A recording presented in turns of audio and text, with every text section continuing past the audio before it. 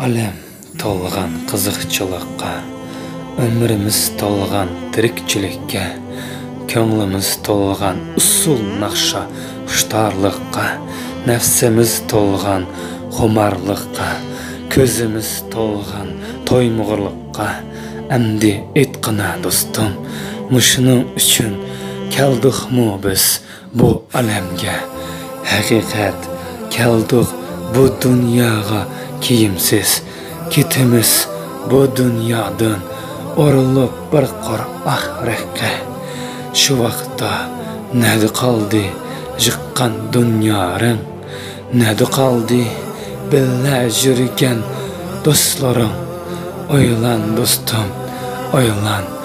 Haqiqat Allah, haqiqat Qur'on Karim, haqiqat sunnat, haqiqat jannat, haqiqat tozaq.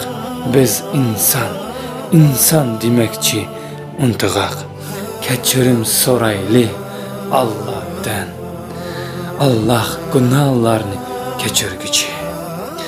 Mana keldi aylarning ulug' iyi, Ramzan iyi keldi.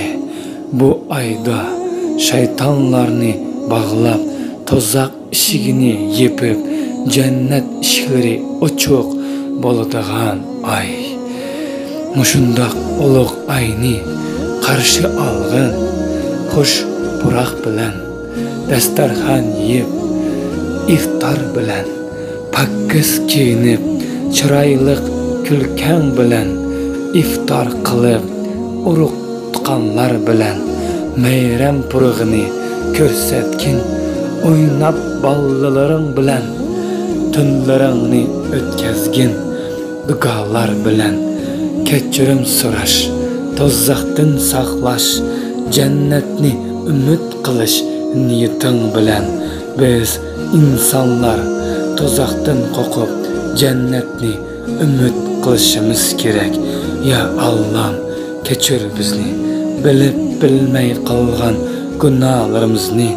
Biz sizsiz aciz inson, siz kuch berguchi, siz rizq berguchi, siz barakat berguchi, siz jannat ado qilguchi.